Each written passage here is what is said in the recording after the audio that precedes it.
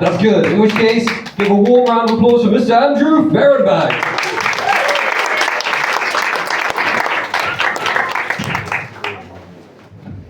Give me a second to get set up here.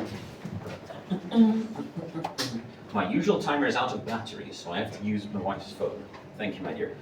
Okay, so code, yeah, and start. Okay. Okay. First things first, a few quick callbacks, because there was all this question about mental health and so forth. And yes, a doctor once asked me, do people in your family suffer from mental illness? And I said no, they all enjoy it immensely. Sorry, I couldn't resist that one. I know that's not mine, but it's a golden one. And similarly, there's a joke that I've been trying to work on, courtesy of Rob's references to racism, and it's just like, I keep trying and getting this joke to work, because the other day I called my great aunt a casual racist, and she was mortified. She said, no, I'm not a casual racist. How dare you say I was casual? I'm much better dressed than all those filthy immigrants. Yeah, okay, the joke still needs a bit of work. I mean, you witnessed its maiden voyage, and okay, it went about as well as the Titanic. Okay, so now on to our feature presentation though. I mean, I'm betting that at least some of you like video games. Some of you have been playing video games for a while, but anyway, now that we've got mobile phones in our pockets, it's all about the mobile games, baby. Time was you'd buy a game and that was it, you've got the game, end of discussion. But now you have a mobile game like Candy Crush, which I admit to loving a lot, Divine, and all that stuff. Anytime you make an absolute pig's ear of a level, then of course it's like microtransactions. They want your money. Oh, you made a terrible disaster. Do you want to pay for a few extra moves? Oh, you evil temptresses. So, but you know, this is unfortunately a universal constant. And there's a game that I started playing, which you may or may not have heard of, called Puzzles and Survival. If you haven't, thank you. Okay, one person, at least one person in the audience knows what I'm raving about, but don't worry, I'll catch you guys up. This is a game, because I loved Resident Evil, the game, and the movie. Thank you, Mila. And in this game, you know, you're fighting against a zombie horde. The world is in ruins and is strangely populated with handy-dandy people to fight these evil zombies. And, you know, you have your heroes. And even from the get-go, I had a feeling, is this game written by a 14-year-old boy? Let me explain. Because after all, most of the male heroes look like they're off an advert for Grindr, because there's like a macho cowboy, there's a guy with a flamethrower, there's, you know, macho punks with huge muscles and leather and stuff. And you think, okay, I mean, as village people as these guys are, they're probably going to come in handy in a zombie apocalypse. But then, of course, not to be sexist, they also have some female characters to be equal rights.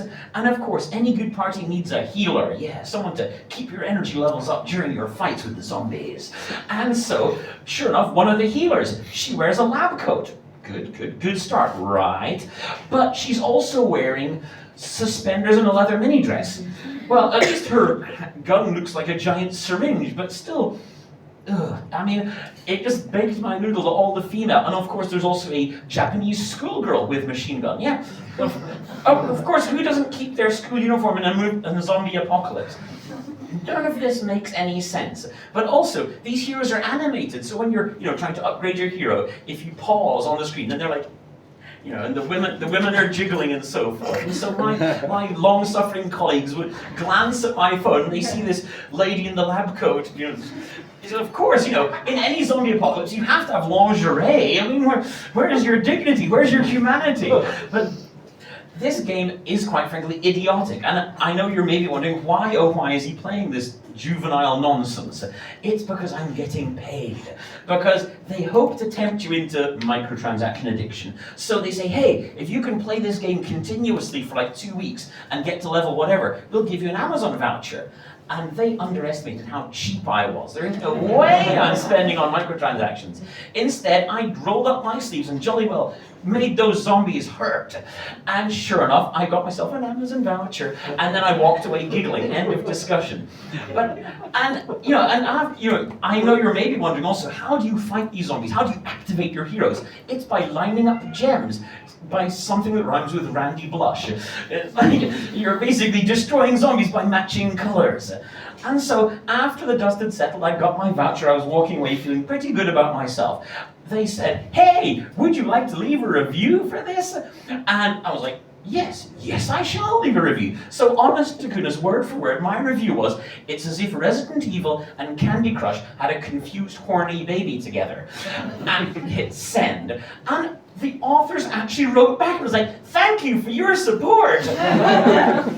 I think they didn't get what I was trying to say, and what can you expect from a 14-year-old? But anyway, but in all of this zombie negativity, it boggles my mind. I mean, why is it always a zombie apocalypse? There's always a negative. It's so, it's almost like racism. I mean, the living impaired, that's what they like to be called. And so, where is the positive, nurturing zombie story, which doesn't begin with, in a world where everything is turned upside down?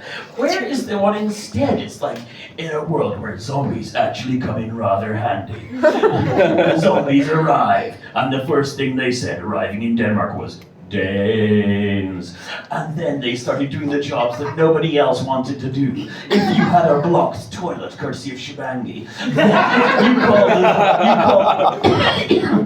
you call the zombie plumber drains. And of course, the staff shortage at DSB simply solved trains. And even our jacked friend over here, he, of course, at the gym could enlist a zombie trainer to motivate him on the treadmill. Games.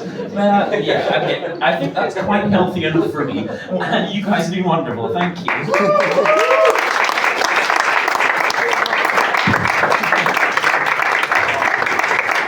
Give a hand to Barry Bag.